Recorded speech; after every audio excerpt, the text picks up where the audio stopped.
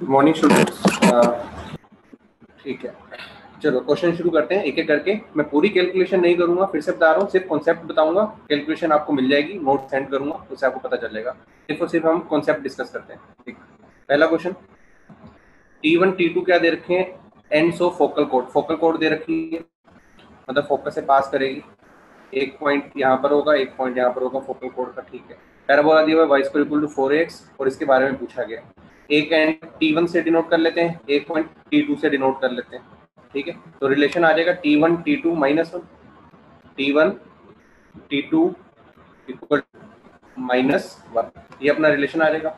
इसी का यूज करना है इस क्वाड्रेटिक इक्वेशन के अंदर। यहाँ पे T1 और T2 दोनों दे रखा है ना, इसने क्या पूछा, रूट्स कैसे हैं। रूट्स की नेचर करने के लिए डिस्क्रिमिनेंट फाइंड करना होगा, तो डिस्क्रिमिनेंट फाइंड करेंगे, उससे हमें पता चल जाएगा कि डिस्क्रिमिनेंट कैसा आ रहा है, >0, =0 या <0। उससे हमें नेचर ऑफ रूट्स पता चल जाएंगे कि इमेजिनरी है, रियल है, कैसे हैं। तो उसके बाद साइन पता करना है कि प्लस माइनस है, मतलब एक पॉजिटिव है एक नेगेटिव है। उसके लिए क्या कर सकते हैं, प्रोडक्ट ऑफ रूट चेक कर सकते हैं। Product of root alpha beta, अगर ये दोनों >0 आया मतलब दोनों सेम साइन के होंगे। अगर <0 हुआ तो क्या मतलब हुआ कि एक नेगेटिव हो सकता है, एक पॉजिटिव हो सकता है, ये सब हो सकता है। अल्फा बीटा से हम ये चेक कर सकते हैं, चेक करते हैं। देखो सोल्यूशन देखो, T1 T2 and points, quadratic equation ये दे रखी है। T1 T2 को मैंने बोला -1 आ गया, T2 कितना आ गया, -1। इस क्वाड्रेटिक इक्वेशन का मैंने डिस्क्रिमिनेंट निकाला है, T1² ax + T2। डिस्क्रिमिनेंट लिखा a² minus T1 T2, b² - 4ac होता है ना। T1 T2 की वैल्यू कितनी है, -1। T1 T2 की वैल्यू कितनी है, -1। तो जब T1 T2 को -1 पुट किया तो ये कितना आ गया, a² + 4।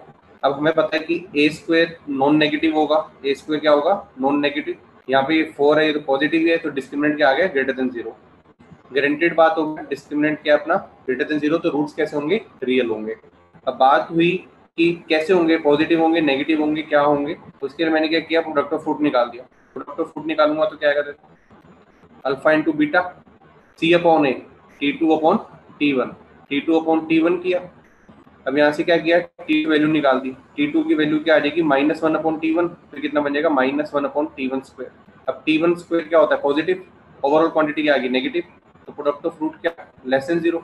प्रोडक्ट ऑफ रूट क्या आ गया, <0।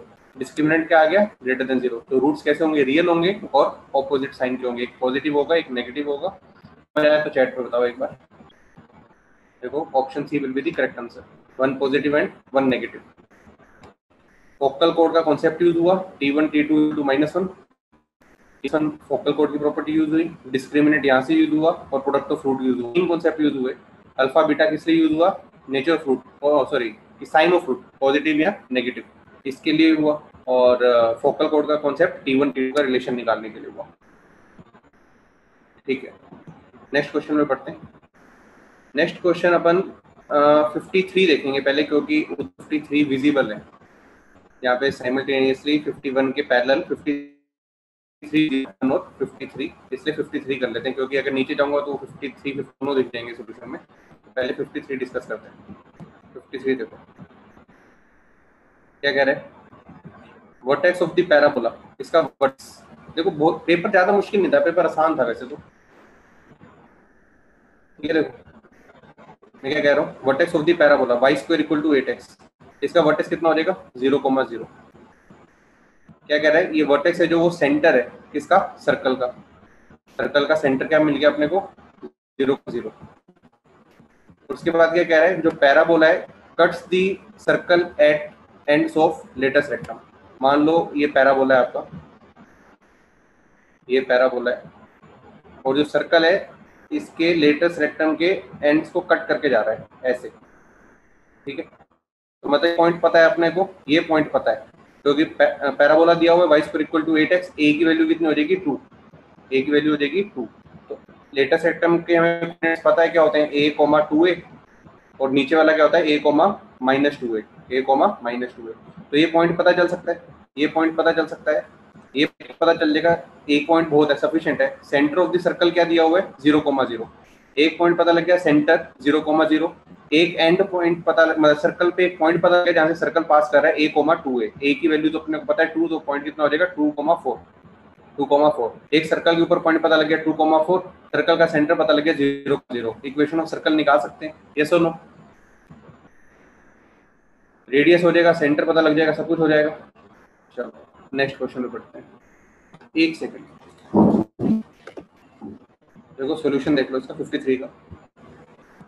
y square equal to 8x, centre of circle 0,0, ends of latus rectum 2,4, 2,-4। Radius मैंने निकाल दिया, सेंटर मुझे पता था, एक पॉइंट पता था, तो रेडियस आ जाएगा, सर्कल की इक्वेशन आ जाएगी। ठीक है, इजी क्वेश्चन था।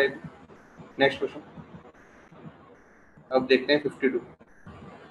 क्या कह रहे हैं? The point A comma interior of the region bounded by the parabola.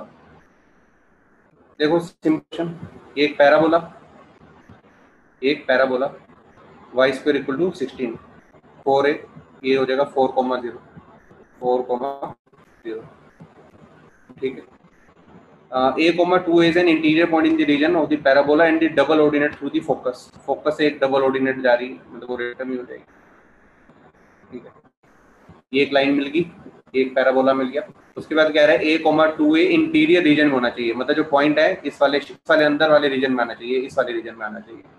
ठीक है, तो मतलब एक पॉइंट लेट कर लेता हूँ यहाँ पे कोई, वो पॉइंट क्या है a,2a।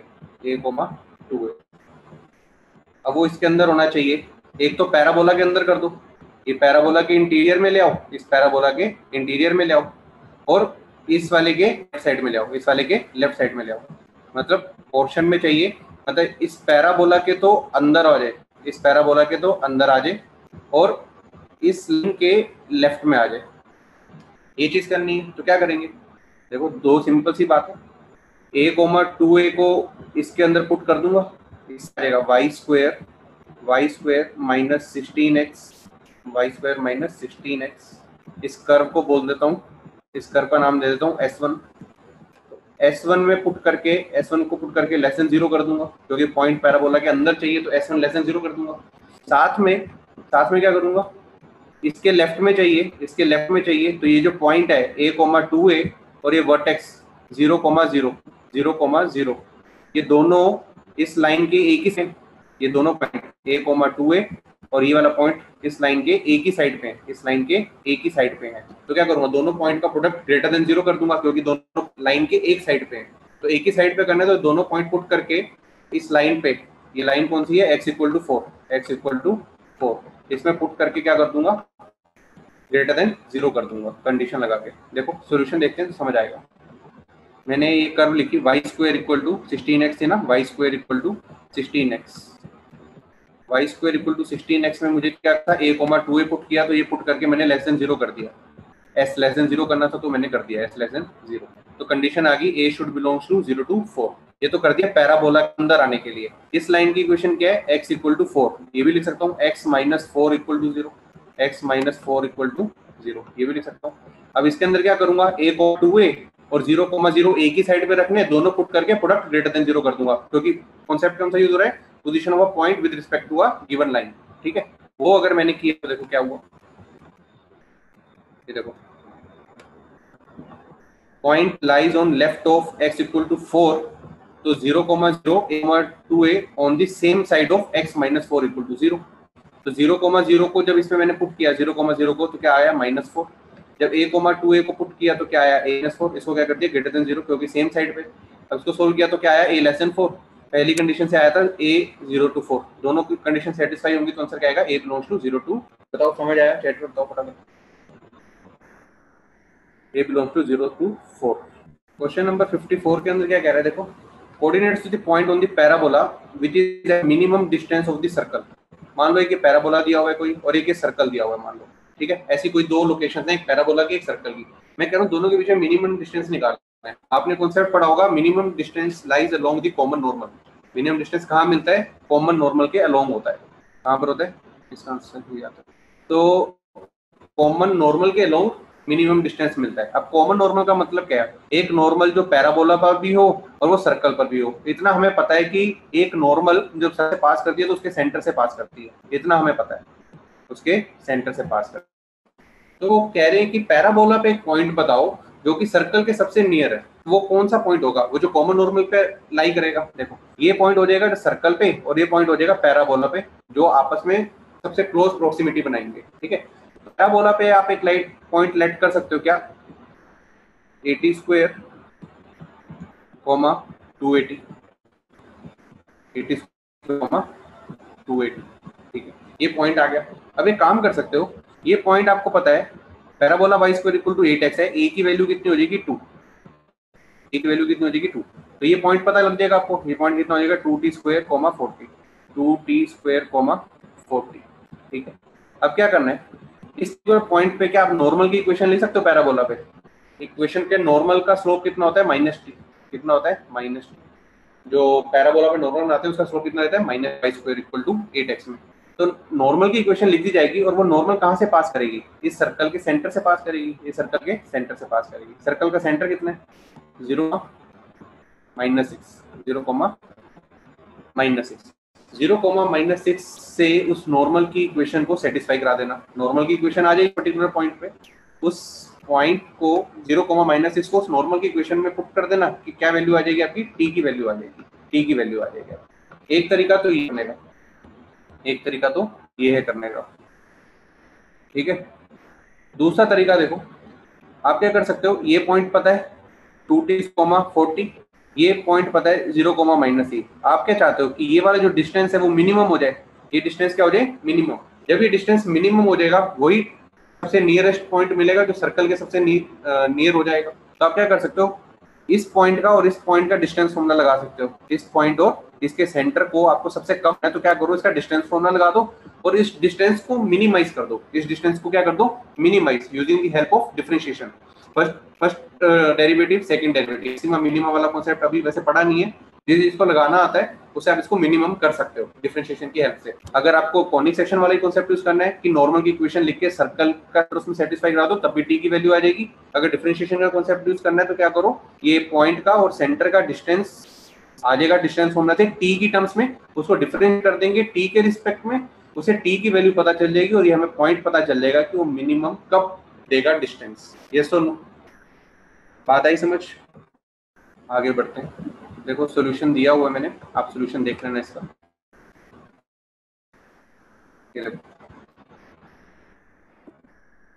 मिनिमम पॉइंट लेट करिए 2t square 40 along common normal, centre है, कैसे निकाल सकते हो, method 1 minimize using differentiation, minimize using differentiation, and second method equation of normal लिख के, इक्वेशन ऑफ नॉर्मल लिख के ये लिख दी, उसमें 0, -6 सेटिस्फाई करा दो, 0, -6 सेटिस्फाई करके t की वैल्यू निकाल लो, इससे अपने को t की वैल्यू पता चल जाएगी।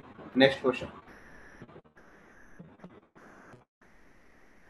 ये भी नोट्स का ही क्वेश्चन है शायद, आपका मॉड्यूल का क्वेश्चन है वैसे तो, ज्यादातर तो क्वेश्चन मॉड्यूल के ही थे वैसे तो। देखो, a circle has the same centre as an ellipse and passes through focus f1 f2, मतलब एलिप्स और सर्कल का सेंटर सेम है। क्वेश्चन पढ़ लो ध्यान से, मैं डायरेक्ट सॉल्यूशन दिखाऊंगा इसका, ओवरऑल बताया तो एलिप्स और सर्कल का सेंटर सेम है और जो सर्कल है f1 और f2 से पास करता है, f1 और f2 से पास करता है, such that to curves intersect in 4 points, वो दोनों कर्व 4 पॉइंट इंटरसेक्ट करती हैं, p be any point of their intersection, p be any point on the intersection, ठीक है। कोई 4 पॉइंट टकरा एक पॉइंट ले लिया उसको p बोल दिया, फिर कह रहे हैं if the major axis of the ellipse is 17, major axis 17 है, area of triangle PF1 F2 30 है, तो डिस्टेंस बिटवीन चाहिए, मतलब F1 F2 की वैल्यू चाहिए, F1 F2 की वैल्यू चाहिए। देखो मॉड्यूल में किया हुआ क्वेश्चन अपने क्लास में किया था, ये देखो, ये फिर सर्कल, ये एलिप्स 4 पॉइंट पे टकराए हैं, एक पॉइंट को मैंने P मान लिया,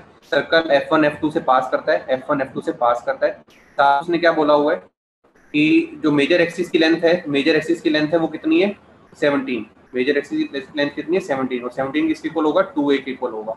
और आपको पता है कि PF1 प्लस PF2 भी कितना होता है 2a होता है, PF1 प्लस PF2 कितना होता है 2a होता है, ये देखो PF plus PF2 is equal to 17 equal to 2a होगा। और साथ में ये बताओ, ये पॉइंट है जो ये सेंटर है, ये F1 है, ये F2 है, तो डायमीटर होगा, ये क्या होगा डायमीटर, और ये P पॉइंट है जो ये सर्कल पे लाई कर रहा है, तो एंगल कितना हो जाएगा 90 डिग्री हो जाएगा, ये एंगल कितना हो जाएगा 90 डिग्री हो जाएगा, क्योंकि उसने बोला था कि जो अपना सर्कल है वो एलिप्स 4 पॉइंट पे कट करता है, एक पॉइंट P मान लिया, और उसने बोला था एलिप्स और सर्कल का सेंटर सेम है, तो ये सेंटर है तो ये डायमीटर बनेगा ही बनेगा, ये लाइन सेंटर से पास कर रही है तो डायमीटर होगी। तो हमको PF1 और PF2 का एरिया पता है कितना दिया होगा, उसने दिया होगा 30, हाफ PF1 PF2 कितना हो जाएगा 30, ठीक है। एक इक्वेशन PF1 PF2 में थी, एक इक्वेशन PF1 PF2 में ये बन गई। अब क्या कर सकते हो आप, यहाँ से PF1 की वैल्यू PF2 की टर्म्स में निकाल के यहाँ पर पुट कर दो, ये भी PF2 में बन जाएगा। सोल्व करके PF2 की वैल्यू आ जाएगी, तो फिर PF1 की वैल्यू भी आ जाएगी। जैसे PF2 और PF1 की वैल्यू आ गई तो क्या करोगे, इसका स्क्वायर प्लस इसका स्क्वायर किसके इक्वल होगा, F1 F2 के स्क्वायर की होगा, और F1 F2 की वैल्यू निकालने के लिए बोली थी उसने। बताओ समझ आया?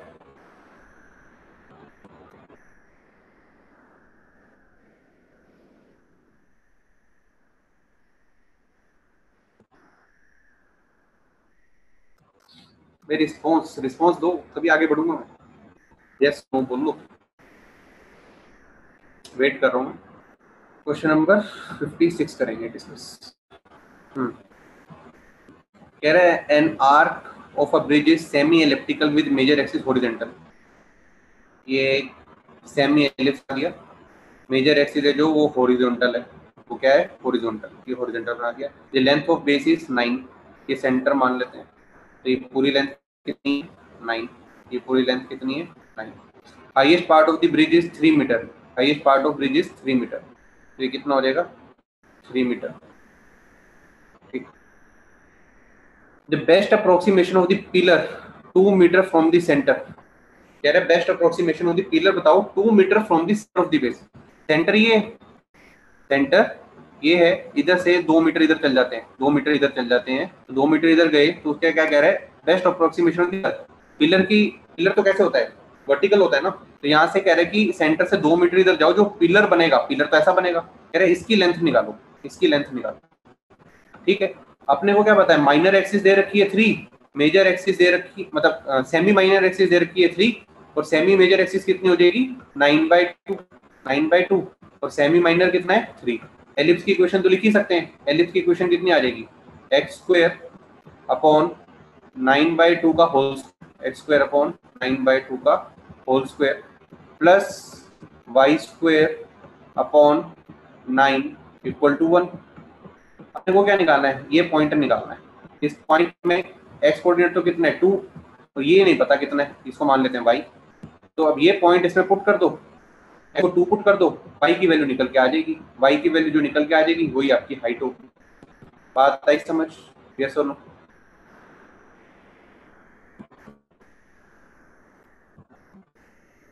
भाई एलिप्टिकल दे दिया था, मेजर एक्सिस दे दी, माइनर एक्सिस दे दी, सब कुछ दे दिया, पेन आना था, आंसर आ जाना था, और कुछ नहीं करना था। ठीक है भाई, चलो आगे बढ़ते हैं।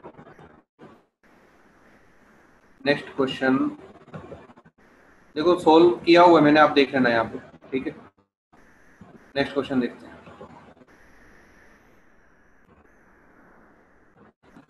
इस क्वेश्चन में तो क्या ही करें, ये मैं नहीं कराऊंगा आपको। अगर आप लोग ये नहीं कर पा रहे तो मतलब आपको दोबारा पढ़ने की जरूरत है, क्योंकि क्वेश्चन में कुछ नहीं कह रहा है radius of circle passing through focus of the ellipse. इसका फोकस निकाल दो कि वो क्या है AE, 0, ये निकाल दोगे। सेंटर दिया हुआ है, सेंटर दिया हुआ है 0,3, सेंटर दे दिया, और सर्कल फोकस से पास करता है, तो रेडियस तो निकल ही जाएगा। रेडियस के लिए डिस्टेंस फॉर्मूला लगाना है, ये नहीं करेंगे अपन, ये हर कोई कर सकता है। ठीक है, इसको नहीं करा रहा मैं। AE, 0, ये फॉर्मूला याद होना चाहिए था कि फोकस AE, 0 होता है। ये पॉइंट आ गया, ये सेंटर आ गया, तो रेडियस आ जाएगा। और ये मैं पूछ भी नहीं रहा हूँ कि हो गया कि नहीं हो गया, मैं मान के चल रहा हूँ कि हो गया, इसका रिप्लाई भी मत करना। ठीक है, ये क्वेश्चन था ही नहीं पेपर में आने के लायक। अगला क्वेश्चन, ये क्वेश्चन फिर भी ठीक है। ये देखो क्वेश्चन, ये क्या दे रखा है, कह रहे हैं कि एलिप्स को रिप्रेजेंट कर रहा है। ठीक है, अब ध्यान से देखो, यहाँ पे तो x² की टर्म आएगी, x की टर्म आएगी, इसमें से y² की आएगी, y की आएगी, इसमें से x² की भी आएगी, y² की भी आएगी, xy की भी आएगी। तो ये अगर इस पूरे को एक्सपेंड करेंगे तो गारंटीड है जनरल 2 डिग्री एक्सप्रेशन खुलेगा, ax² plus 2hx plus by² plus 2gh plus 2fy plus equal to 0। एक ऐसी जर्नल इक्वेशन बन जाएगी। वो जर्नल इक्वेशन आपको याद होगा कि वो पैराबोला को भी रिप्रेजेंट कर सकती है, हाइपरबोला को भी, एलिप्स को भी कर सकती है, पर इसने कहा कि एलिप्स को रिप्रेजेंट करे। एलिप्स को रिप्रेजेंट करने के लिए क्या करना पड़ेगा, h² लेस देन AB करना पड़ेगा, h² लेस देन AB करना पड़ेगा। ये वाली कंडीशन यूज की है, पहला पॉइंट तो ये हो गया। ठीक है, इसको सोल्व करके आपके पास A की रेंज आ जाएगी, इसकी A की रेंज आ जाएगी। उसके बाद क्या करना होगा, एक आपको ए का पता तो चलेगा रेंज का, एक पैरामीटर यहाँ से भी उठाओ। देखो लेफ्ट साइड क्या है, ये स्क्वायर है, ये भी स्क्वायर है, तो लेफ्ट साइड हमेशा पॉजिटिव है, तो राइट साइड को भी पॉजिटिव होना चाहिए। ये देखो ये स्क्वायर वाली क्वांटिटी है, तो ये भी पॉजिटिव है। यहाँ से ये भी पता चल रहा है कि ए जो है वो ग्रेटर देन 0 होना चाहिए। ए क्या होना चाहिए? ग्रेटर देन 0 होना चाहिए। ए ग्रेटर देन 0 होना चाहिए। एक कंडीशन ये हो जाएगी। दूसरी कंडीशन कहाँ आएगी? H square less than A B से आएगी। एक कंडीशन यहाँ से आएगी, एक ये कंडीशन, एक ये कंडीशन, दोनों का इंटरसेक्शन लगाओगे तो आपका आंसर आएगा। मैं आपको सोल्यूशन दिखा देता हूँ फटाफट, मेथड मैंने आपको बता दिया। ये देखो इसका सोल्यूशन, ये इक्वेशन दे रखी है, मैंने बोला एलिप्स है तो X square less than A B लगाओ, मैंने इसको एक्सपेंड कर दिया, खोल दिया। अब देखो सारा कुछ खोलने मत बैठ जाना, एक्स स्क्वायर खोलना, वाई स्क्वायर खोलना और एक्स इंटू वाई की टर्म खोलना, क्योंकि ए इसको बोलते हैं, बी इसको बोलते हैं और एच यहाँ से आता है, एच यहाँ से आता है। एक्स वाई और कॉन्स्टेंट टर्म का तो लेना देना ही नहीं होता, एक्स वाई और कॉन्स्टेंट टर्म का तो लेना देना ही नहीं होता, ठीक है।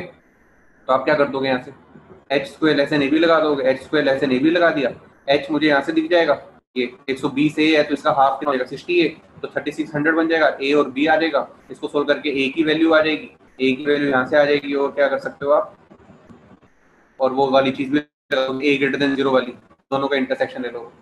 बताओ समझ आया?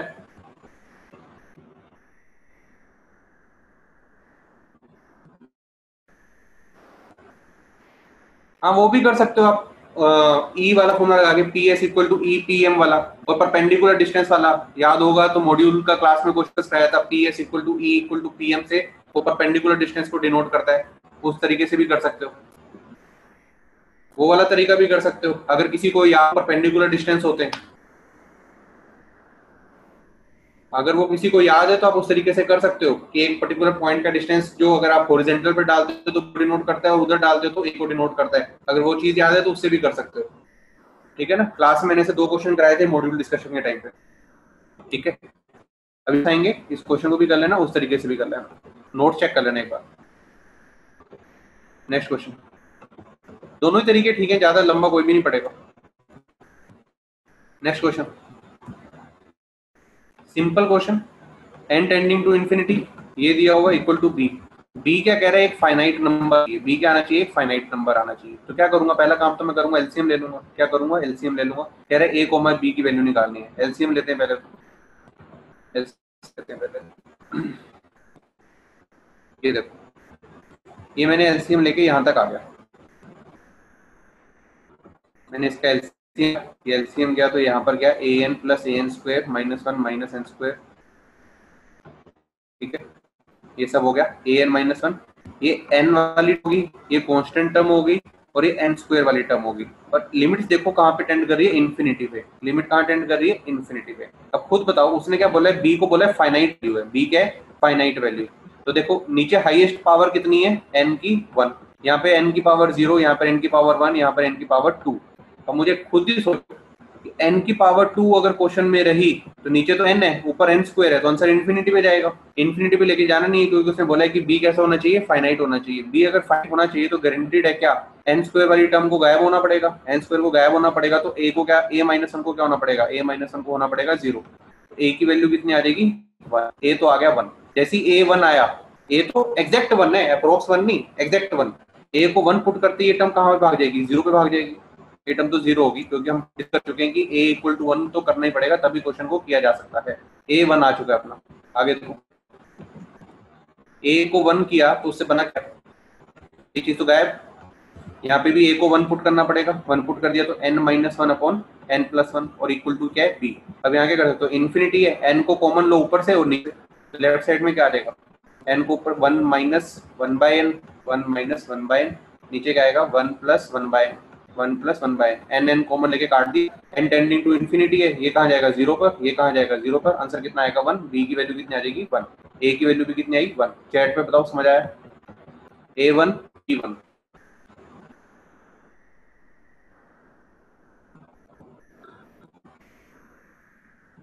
मतलब बहुत ही ज्यादा सिंपल क्वेश्चन था। देखो हर वेडनेसडे और सैटरडे को बुकलेट डिस्कशन हो रही है, हर टाइप का क्वेश्चन डिस्कस किया है, इस तरह के क्वेश्चन भी डिस्कस करें, एक्सपेंशन वाले भी किए हैं, सब कुछ डिस्कस किया है। अगर आप अटेंड कर रहे हो सैटरडे वेडनेसडे वाली क्लास भी, थ्योरी वाली तो कर ही रहे हो, और सैटरडे और वेडनेसडे वाली भी कर रहे हो, तो एक एक क्वेश्चन डिस्कस हुआ है।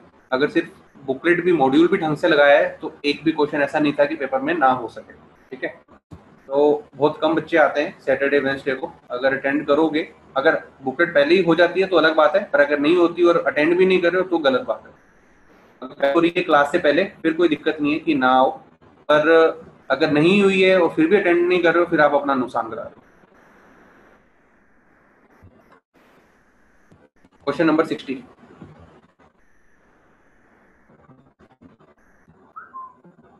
क्वेश्चन नंबर 60 के अंदर देखो, ये दे रखा है, ये देखो सीक्वेंस सीरीज बेस्ड क्वेश्चन है। वैसे तो लिमिट का यूज हुआ है उसके अंदर।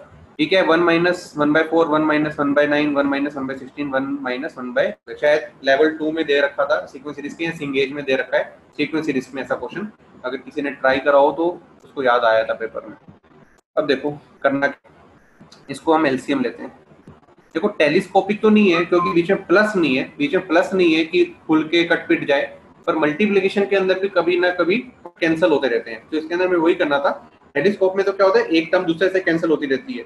इसके अंदर क्या होगा, क्वेश्चन में इतना तो पता चल ही रहा है कि n टेंडिंग टू इन्फिनिटी पे पूछ रहा है वो, तो pn की वैल्यू n की टर्म्स में आनी चाहिए, तो कुछ छोटी सी टर्म बचनी चाहिए ना, तो छोटी सी टर्म बचनी चाहिए, तो कुछ ना कुछ तो मैनिपुलेशन होगा ही होगा।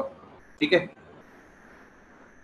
अब ध्यान से देखो, फिर एक तो ये भी कर सकते हो, ये 1 माइनस 1/4 है, इसमें आप लगा सकते हो a स्क्वायर b स्क्वायर, यहाँ पे भी लगा सकते हो a square minus b square, यहाँ पे भी लगा सकते हो a square minus b square, तो क्या खुल जाएगा a minus b into a plus b, तो आपस में कटना शुरू हो जाएगा। जैसे 1 माइनस 1/4 है, तो a स्क्वायर माइनस लगाया तो कितना आ जाएगा, 1 प्लस 1/2, 1 प्लस 1/2, और दूसरा 1 माइनस 1/2, वो कितना हो जाएगा, हाफ। ये पहला प्रोडक्ट आ, अगला प्रोडक्ट लिखोगे 1 माइनस 1/9 कितना, 1/3 है, तो कितना हो जाएगा 2/3, कितना हो जाएगा 2/3, और 1 प्लस 1/3 कितना हो जाएगा 4/3, ऐसी चीजें आएंगी। ठीक है, यहाँ से देखो 1 प्लस 1/2 भी कितना होता है 3/2, ये 3/2, ये 2/3 आपस में कैंसिल, ये 4/3 है, क्या आएगा 3/4, 3/4, 5/4 ये आएगा, तो 4/3, 3/4 कैंसिल होगा। बात आ रही है समझ, ए स्क्वायर माइनस बी स्क्वायर लगा दिया ना मैंने, ये ए स्क्वायर माइनस बी स्क्वायर, 1/4 को क्या लिख दिया 1/2 का होल स्क्वायर, 1 माइनस 1/9 को लिख दिया 1 स्क्वायर माइनस 1/3 का होल स्क्वायर, इसको लिख दिया 1 माइनस 1/4 का होल स्क्वायर, ये 1 माइनस 1/n स्क्वायर। देखो यहाँ पे हिंट भी था 1 माइनस 1/n स्क्वायर का, तो वो स्क्वायर माइनस बी स्क्वायर को a minus B into A plus B लगाया, यहाँ पे भी लगाया a minus B into A plus B, यहाँ पर भी लगा दिया a minus B into A plus B. तो पहली टर्म ये कट गया, ये कट गया, ये कट गया, ये कट गया, सब कुछ कटता जाएगा, सारा कुछ कटेगा, एंड में क्या बचेगा, यहाँ से 1/2 बचेगा, और यहाँ से अलग से बच जाएगा कुछ n plus 1/n, n plus 1/n, और साथ में बचेगा 1/2। इस पे n टेंडिंग टू इन्फिनिटी लगा दो, n टेंडिंग टू इन्फिनिटी लगा दो, आंसर आ जाएगा हाफ। चैट में बताओ समझ आए बात, नहीं सही ऑब्जर्वेशन थी, तुमने सही बताया था कि a square minus B square लगेगा, बढ़िया। चलो नेक्स्ट क्वेश्चन, नेक्स्ट क्वेश्चन देखो,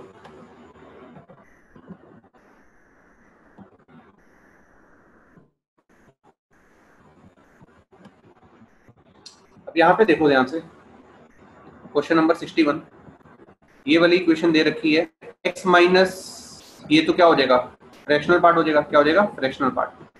x माइनस ग्रेटेस्ट इंटीजर कितना होता है, फ्रैक्शनल पार्ट होता है, x माइनस ग्रेटेस्ट इंटीजर क्या होता है, फ्रैक्शनल पार्ट बनेगा। अब ध्यान से देखो, सॉल्यूशन देखते हैं डायरेक्ट इसका, ये सॉल्यूशन दे रखा है, आप लोग देख लेना, ठीक है, पिछले वाले क्वेश्चन का, इसको देखते हैं। इस चीज को तो मैंने बोल दिया फ्रैक्शनल पार्ट है, फ्रैक्शनल पार्ट बोल दिया। अब फ्रैक्शनल पार्ट का ग्राफ देखो, टेंट कहाँ पे कर रहा है 1 पे, मैं लेफ्ट हैंड लिमिट चेक करता हूँ, राइट हैंड लिमिट चेक करता हूँ। 1 माइनस पे फ्रैक्शनल पार्ट को क्या लिख सकता हूँ मैं, पार्ट को 1 माइनस पे क्या लिख सकता हूँ, ये x होता है, fractional part is equal to x when we are checking it around 1 minus, 1 minus पे चेक करें तो फ्रैक्शनल पार्ट को मैं क्या लिख सकता हूँ, x लिख सकता हूँ, ठीक बात है। और 1 प्लस पे ये वाली इक्वेशन क्या हो जाएगी, x माइनस 1, याद हो तो फ्रैक्शनल ग्राफ होता है, ये वाली ब्रांच को हम डिनोट करते हैं x से, इस वाली ब्रांच को डिनोट करते हैं x माइनस 1 प्लस पे इस फ्रैक्शनल पार्ट को मैं रिप्लेस कर सकता हूँ x माइनस 1 से। अब जब इसको x माइनस 1 से रिप्लेस किया वन प्लस पे ये चीज तो कहाँ पर जाएगी, वन पे चल जाएगी, कहाँ पे चल जाएगी, वन पे, और यहाँ पर एक्स बचा हुआ है तो आंसर कितना आएगा, वन। लेफ्ट हैंड लिमिट तो कितनी आ गई, वन आ गई। लेफ्ट हैंड लिमिट देखो, लेफ्ट हैंड लिमिट में क्या कर रहा हूँ मैं, वन माइनस पे चेक कर रहा हूँ, तो ये 5 को मैंने किससे रिप्लेस कर दिया, एक्स से रिप्लेस कर दिया, यहाँ पर भी एक्स आ रहा है, नीचे वन माइनस है। अब ध्यान से देखो, ऊपर की चीज क्या है, नॉन जीरो, ऊपर की चीज क्या है, नॉन जीरो, तो वन पे है, ये भी वन है और ये साइन वन है, ऊपर दोनों भी कोई जीरो नहीं है, ऊपर नॉन जीरो क्वांटिटी है। नीचे कहाँ पे जा रही है चीज, नीचे जा रही है जीरो के आसपास, जीरो भी कैसा, नेगेटिव वाला जीरो, क्योंकि तो एक्स जो है वन माइनस है, वन से थोड़ा सा छोटा है, वन से थोड़ा सा छोटा माइनस वन क्या होगा, जीरो से थोड़ा सा छोटा, तो ये नेगेटिव है, तो वन अपॉन नेगेटिव कितना जाएगा, माइनस इन्फिनिटी। तो एक नॉट फाइनाइट है, लिमिट एग्जिस्ट करने के लिए तो दोनों चीजें फाइनाइट होनी चाहिए, ये तो नॉट फाइनाइट आ गई, यहीं से पता लगे कि लिमिट एग्जिस्ट नहीं कर रही और दोनों इक्वल भी नहीं है, लिमिट डज नॉट एग्जिस्ट। बताओ समझ आया। नेक्स्ट क्वेश्चन, नेक्स्ट क्वेश्चन देखो, ये जीरो माइनस दिख रहा है, यहाँ पे क्या दिख रहा है, जीरो माइनस, जीरो माइनस पे ये कहाँ पे जाएगा, माइनस वन पे जाएगा।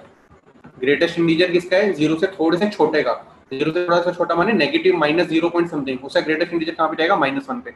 ये वाली चीज कहाँ पे जाएगी, एक्स स्क्वायर हो गया, तो नेगेटिव का स्क्वायर पॉजिटिव हो जाएगा, जीरो पॉइंट समथिंग हो जाएगा, उसका ग्रेटेस्ट इंटीजर हो जाएगा, जीरो हो जाएगा। अगली चीज फिर से कितनी हो जाएगी, एक्स क्यूब नेगेटिव रहेगी, उसका ग्रेटेस्ट इंटीजर माइनस वन पे जाएगा। अगला क्या जाएगा, फिर पॉजिटिव जीरो पे जाएगा, ऐसे ऐसे करके ये चीज कितनी पे आ जाएगी, ये भी माइनस वन आएगी। तो एक माइनस वन आ रहा है, फिर जीरो, फिर माइनस वन, फिर जीरो, माइनस वन। बताओ कितनी बार माइनस वन आएगा, चैट पे कोई बताओ माइनस वन कितनी बार आएगा,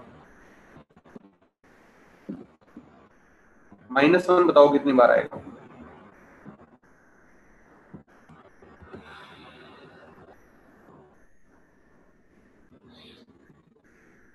मैं चैट पे पढ़ रहा हूँ आप लोगों के आंसर, आप लोग आंसर दो।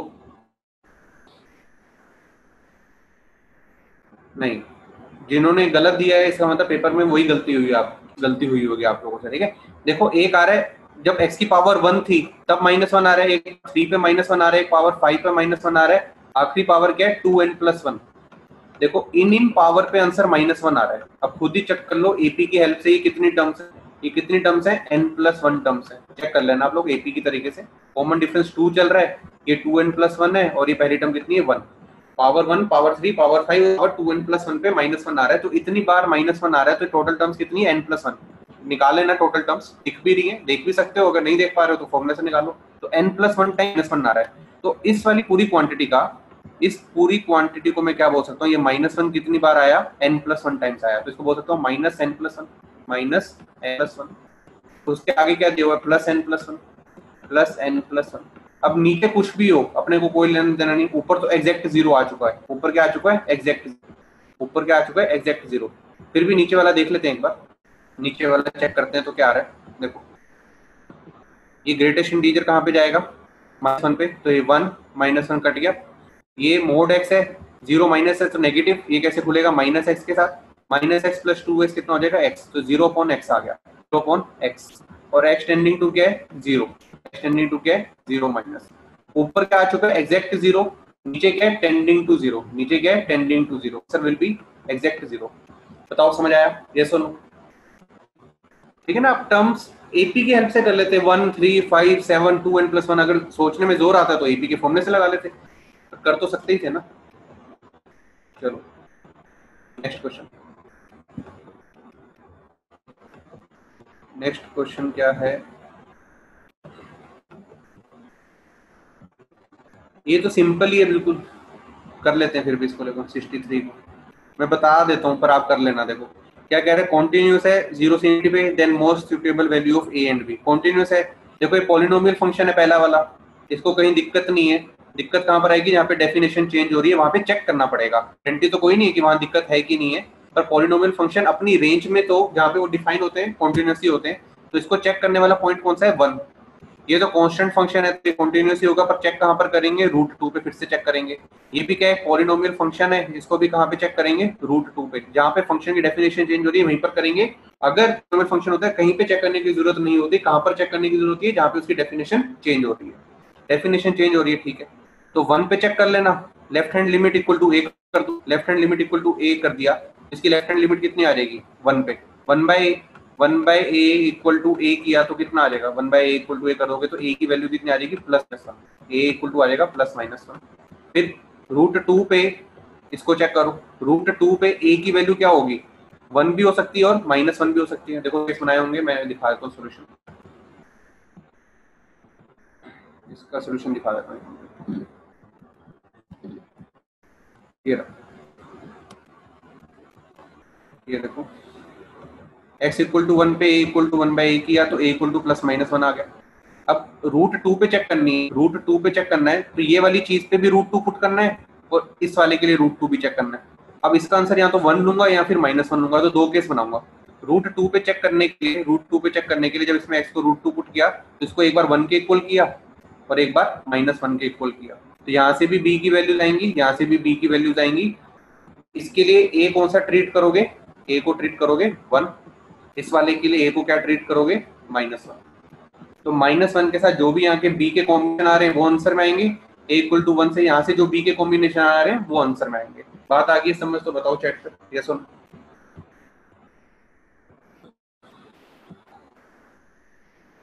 दो अलग अलग केस बन जाएंगे, ज्यादा मेहनत की जरूरत नहीं है, कंटिन्यूटी की डेफिनेशन लगानी थी, इससे ज्यादा कुछ नहीं था क्वेश्चन के अंदर। आप लोग रिस्पॉन्स दे दिया करो यार चैट पे, समझ आ जाए जिससे मेरे को कि आपको चीजें पता चल रही है, ठीक है भाई। ये मॉड्यूल का क्वेश्चन है, मैं आपको बस हिंट दूंगा कैसे करना है, सोल्यूशन मैं आपको भेज दूंगा, अगर नहीं क्लियर होगा आप सोल्यूशन चेक कर लेना, उससे आपको समझ आ जाएगी। इन्फिनिटी पुट करके इन्फिनिटी माइनस इन्फिनिटी बन रहा है, इन्फिनिटी माइनस इन्फिनिटी बन रहा है, माइनस इन्फिनिटी को चेक करने के लिए तो कोई जरिया तो होता नहीं है, तो आप काम करो, इन्फिनिटी माइनस इन्फिनिटी है, इसको रैशनलाइज करो, रैशनलाइज करके ऑब्जर्व करो, आपका आंसर आ जाएगा। मतलब कुछ ज्यादा करना नहीं है, आंसर आप लोग देख लेना, आंसर में एक झलक लगा देता हूँ।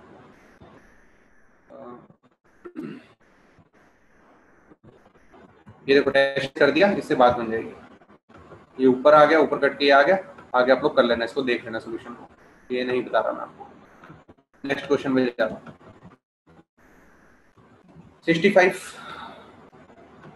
कह रहे साइन fx डिफाइंड है 0 1 पे, तो कह रहा है कि f of x -3 कॉन्टिन्यूस होगा कि नहीं होगा, तो ये फंक्शन और ये फंक्शन तो कॉन्टिन्यूस है 0 1 पे, इनको कहीं पर भी दिक्कत नहीं आ रही, ये भी कॉन्टिन्यूस रहेगा, ये भी कॉन्टिन्यूस रहेगा, दोनों के ग्राफ में कहीं पे ब्रेक नहीं है 0 से 1 के बीच में, ठीक है ना, तो कहीं पर भी ब्रेक नहीं है दोनों में।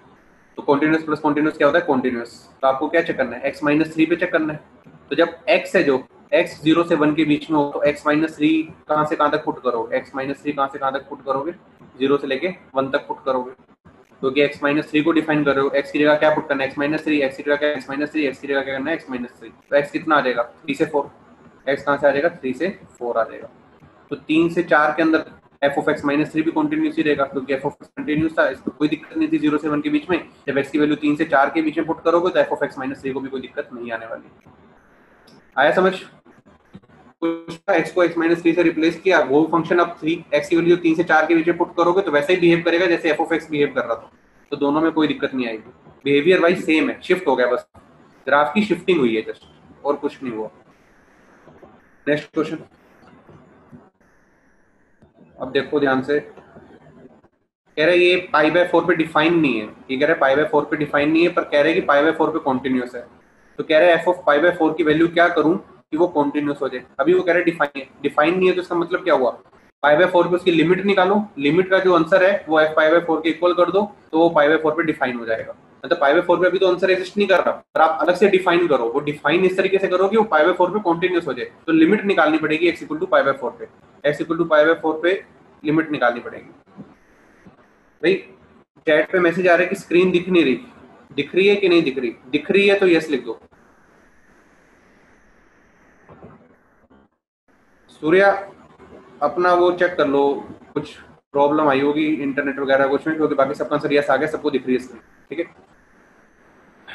एक का मैसेज आया था तो आप अपनी देख लो, दोबारा से ज्वाइन कर लो भाई जिसको नहीं दिख रही है, ठीक है। अब ध्यान से देखो, π/4 पे चेक करना है, 4 पे चेक करना है तो sin 2x की वैल्यू क्या हो जाएगी, 1 हो जाएगी, लगभग 1 हो जाएगी। π/4 पे चेक करो ना, टेंडिंग टू π/4 पे, sin 2x कहाँ पे टेंड कर रहा है, 1 पे, tan squared x कहाँ पे टेंड करेगा, इन्फिनिटी पे, कहाँ पे टेंड करेगा, इन्फिनिटी पे, तो 1 टू पावर इन्फिनिटी होगी, 1 टू पावर इन्फिनिटी को कैसे हैंडल करते हैं, e की पावर fx -1 इंटू gx, ये देखो है गया क्वेश्चन सोल्व करना, चलो मैं आपको समझा देता हूँ।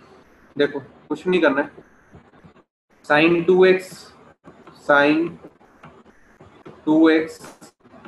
-1 ये तो ऊपर आ जाएगा, fx -1 लगाया ना, e की पावर में चल रहा है ये सब, कहाँ चल रहा है, e की पावर में, limit extending to π/4, extending to, network problem हो गया था, नेट हो गया, ठीक है। मैं डिस्कस कर रहा था आप लोगों से ये वाला क्वेश्चन, ठीक, ये वाला क्वेश्चन 66 हो जाएगा, यस और नो, क्वेश्चन नंबर 66,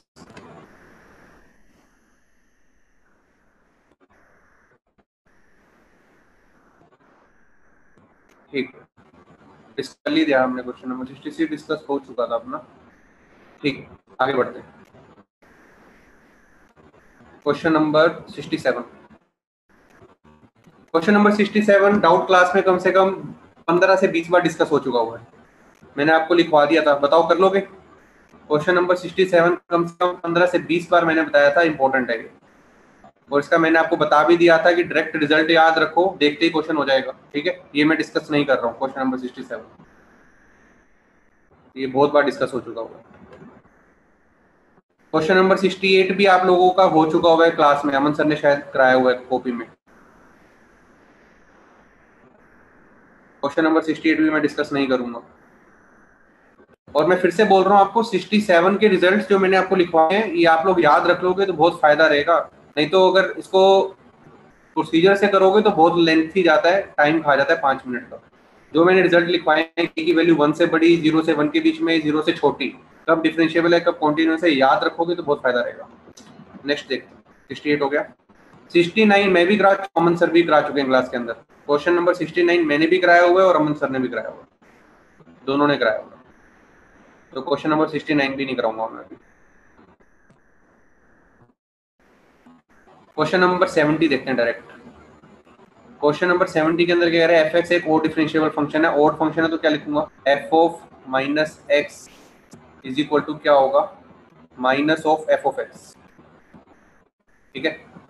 अब क्या होगा, और डिफरेंशिएबल फंक्शन है, इसको अगर डिफरेंशिएट करूंगा तो क्या आएगा, f डैश माइनस एक्स, और अंदर माइनस एक्स वाले का दोबारा डिफरेंशिएशन करूंगा तो क्या आएगा, इंटू -1, इंटू -1, बाहर क्या आएगा, equal to minus of f dash X, ये चीज आ जाएगी, ठीक है, ये माइनस से ये माइनस गया तो f डैश माइनस एक्स कितना हो जाएगा, f dash minus x will be f dash x, f dash x. अब क्या करना है, अपने को वैल्यू निकालनी है f डैश -3 की, और वैल्यू दे रखी है f डैश 3 की, x को पुट कर दो 3, x को पुट कर दो 3, तो f डैश -3 कितना आ जाएगा, f डैश 3 के इक्वल, f डैश 3 के इक्वल, f डैश 3 कितना दिया हुआ है अपने को,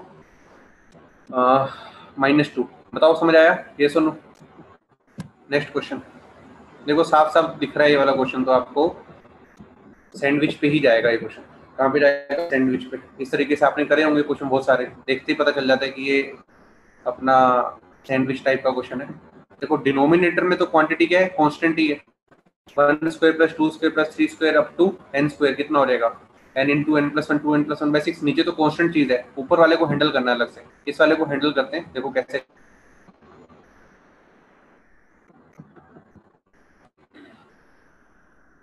ये देखो मुझे पता है इस वाली चीज को अगर मैं लिखता हूँ, इसको लिख सकता हूँ ये सैंडविच की हेल्प से, कि ग्रेटेस्ट इंटीजर है x के बराबर है, उससे छोटा होगा या x -1 से बड़ा होगा, सिमिलर 2x है जो वो 2x -1 से बड़ा, 2x से छोटा है उसके बराबर, पर यहाँ पर क्या दिया हुआ है, 2x के साथ हाफ दे रखा है, 2x के साथ हाफ मल्टीप्लाइड है, तो ये स्टेप लिखने के बाद, ये स्टेप लिखने के बाद इक्वेशन को हाफ से भी मल्टीप्लाई करो, हाफ से मल्टीप्लाई करा तो ये वाली चीज आ गई। फिर तीसरे वाले को उठाया कि ग्रेटेस्ट इंटीजर ऑफ 3x किसके इक्वल होगा, 3x -1 से बड़ा, 3x से छोटा, बाहर कौन मल्टीप्लाइड है, 1/3, 1/3 मल्टीप्लाइड है तो ये लिख दिया। सिमिलरली क्या करोगे, nth स्टेप तक जाओगे ऐसे करने के लिए, आपने अगर सैंडविच के 2-3 क्वेश्चन लगाए हैं तो देखते पता चल जाना चाहिए था कि इससे होगा, तो ये वाली चीज लगाइए, nx -1 nx, तो ये वाला स्टेप आ गया, यहाँ पर क्या आएगा, n आएगा, ठीक है। आपको तो करना है इन सबका ऐड, इन सबका ऐड, इस ये भी साथ में एडेड है, ये वाली चीज भी इसके साथ ऐड हो रही है ना बीच में, ये पूरा ऐड हो रहा है, तो लेफ्ट साइड को भी ऐड कर दो, राइट साइड को भी ऐड कर दो, पर क्वेश्चन में तो क्या है, डिवाइडेड बाय ये वाली क्वांटिटी भी है, डिवाइडेड बाय ओवरऑल ये क्वांटिटी है। तो ऐड करने के बाद तीनों साइड को इस वाली क्वांटिटी से डिवाइड भी कर देना, फिर लिमिट लगाना n टेंडिंग टू इन्फिनिटी पे। बताओ कर लोगे? इतना हिंट सफिशिएंट है शायद, बताओ। मतलब सेम टू सेम क्वेश्चन ऐसा हुआ होगा आपके क्लास में, डिनोमिनेटर नहीं होगा, न्यूमरेटर होगा। डिनोमिनेटर तो कांस्टेंट क्वांटिटी आई है, कांस्टेंट क्वांटिटी से डिवाइड ही करना है। न्यूमरेटर वाला क्वेश्चन तो आप लोगों ने लगभग ऐसा क्वेश्चन किया हुआ है कॉपी के अंदर। एक्स्ट्रा डिनोमिनेटर आया, डिनोमिनेटर तो पता ही है, 1 स्क्वायर प्लस 2 स्क्वायर 3 स्क्वायर, वो तो कांस्टेंट क्वांटिटी है। वो कांस्टेंट क्वांटिटी में आगे लिखने को 1 लाख लिखूं, 2 लाख लिखूं, जितना मर्जी लिखूं, कांस्टेंट का कोई फर्क थोड़ी ना पड़ रहा है। ऊपर वाली चीज थी, ऊपर वाली चीज को ऑब्जर्व कैसे करना था आपको कि वो चीज क्या है, ग्रेटेस्ट इंटीजर की है, तो वो उससे हैंडल होगी ना, सैंडविच से। ठीक है, चलो आगे बढ़ते हैं। ये ऑब्जर्व करो ना, नीचे कोई डराने के लिए है ये। कल को क्यूब आ जाएंगे, 1 क्यूब 3 क्यूब n क्यूब, डरना थोड़ी ना उससे। नेक्स्ट क्वेश्चन देखो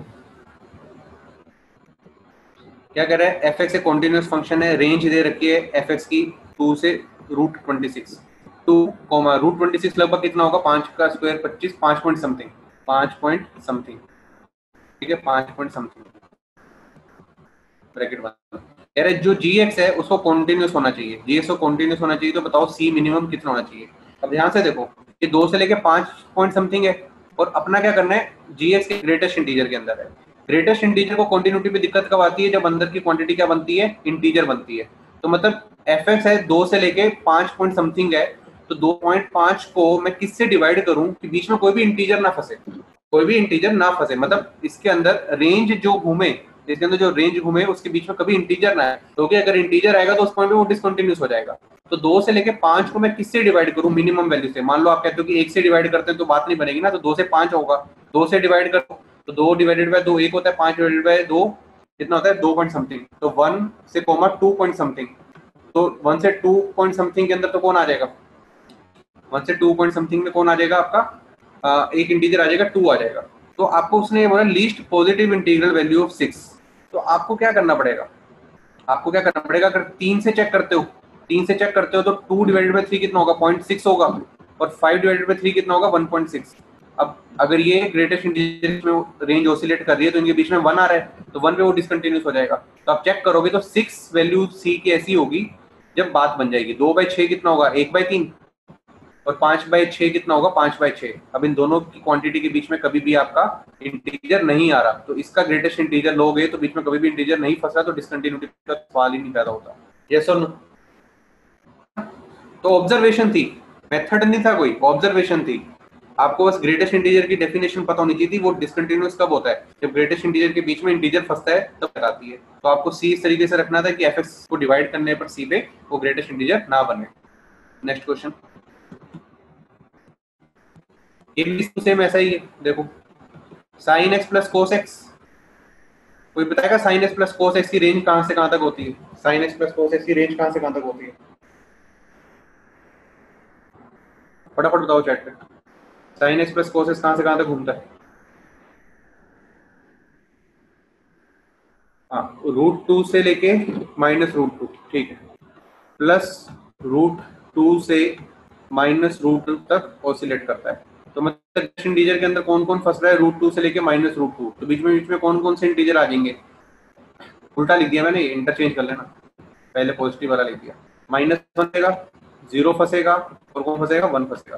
तो 3 पॉइंट हैं जहां पर वो ग्रेटेस्ट इंटीजर के बीच में इंटीजर आ रहा होगा, तो वो वाले पॉइंट्स हैं वो हमें हटाने पड़ेंगे, क्योंकि वहीं पर कंटिन्यूटी होगी। तो आपको क्या कर लेना है, आपको क्या करना है, आपको एक सिंपल सी चीज करनी है, एक बार साइन एक्स को चेक कर लो कि ये -1 कब होगा, ये 0 कब होगा, और 1 कब होगा, किस इंटरवल में, 0 से 2π में। तो ट्रिग्नोमेट्री का क्वेश्चन बन गया ये। तो sine x plus cos x -1 0 और 1 इस रेंज में कितनी बार आता है, उतनी जगह डिसकंटिन्यूस हो जाएगा। बताओ कर लोगे, ट्रिग्नोमेट्री की इक्वेशन का क्वेश्चन बन गया ना। Sine x plus cos x को आप क्या लिख सकते हो, √2 x प्लस π/4, ये कर लोगे, इसको आप हैंडल कर लेना, इसको एक बार 1 रख देना, एक बार 0 देना, एक बार -1 रख देना, काम कर लेना अपना। नेक्स्ट क्वेश्चन 74 74 किसी को अगर वो फॉर्म याद है तो उसने देखते ही कर दिया होगा। कौन सी फॉर्म मैंने आपको बोला था याद रखना, 1 minus cos x upon x square. कोई बताएगा 1 minus cos x upon x square की लिमिट क्या होती है?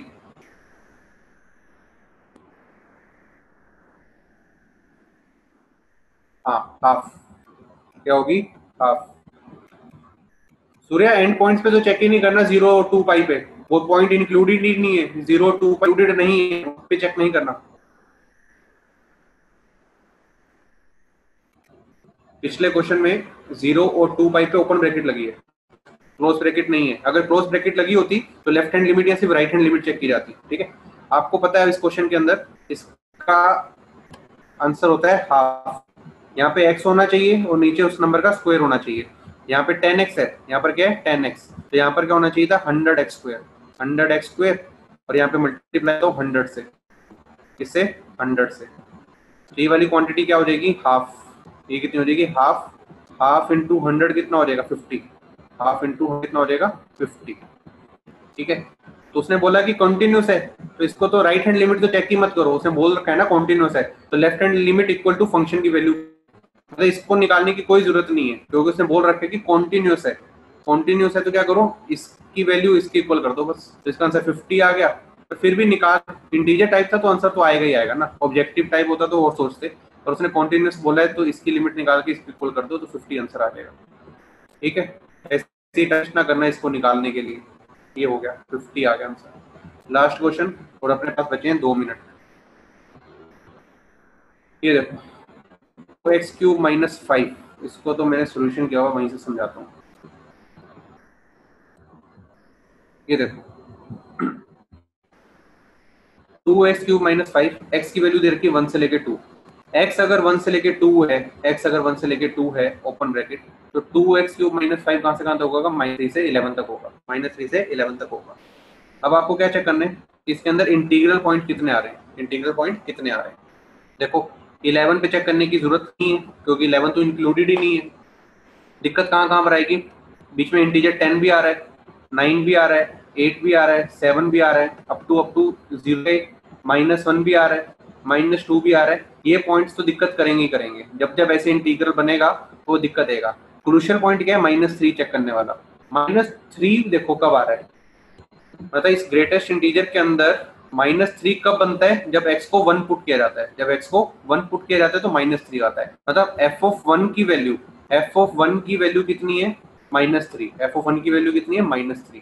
अब क्या चलना है आपको, 1 से तो आगे जाना है ना, तो f(1 प्लस पे चेक करता हूँ, f(1 प्लस पे चेक करता हूँ, क्योंकि देखो जब भी बाउंड्री पे चेक किया जाता है ना, जब भी बाउंड्री पे चेक किया जाता है तो क्या करना होता है, बाउंड्री पे जैसे यहाँ पे चेक कर रहा हूँ मैं, तो मैं क्या करूंगा एट x इक्वल टू 1 पे चेक करूंगा, और कहाँ पे चेक करूंगा 1 प्लस पे चेक करूंगा, कहाँ पे चेक करूंगा 1 प्लस पे चेक करूंगा, 1 माइनस पे चेक करने की जरूरत नहीं है। 1 प्लस पे चेक कर रहा हूँ तो अंदर वाली क्वांटिटी क्या बन रहेगी, 1 पे तो -3 है, 1 प्लस पे कितना होगा -2.9 समथिंग होगा, -2.9 समथिंग बन रहा होगा, क्योंकि एग्जैक्ट 1 पे अंदर क्या बन रहा है 3, तो प्लस पे क्या बन रहा होगा -2.9 समथिंग, -2.9 समथिंग का भी ग्रेटेस्ट इंटीजर कितना होगा -3, तो -3 पे तो फंक्शनल वैल्यू भी -3 आ रही है और 1 प्लस पे भी कितना आ रहा है -3। तो एंड पॉइंट पे कंटिन्यूटी चेक करने के लिए करूंगा at x equal to 1 and at x equal to 1 plus 1 minus पे चेक नहीं करना, ये दोनों इक्वल आए तो कंटिन्यूस है -3, मतलब 1 पे कोई दिक्कत नहीं है। दिक्कत वाले पॉइंट कौन से बचे, 10 9 8 7 0 -1 और -2, टोटल पॉइंट्स कितने हो जाएंगे 30। समझ आया तो चैट में बताओ।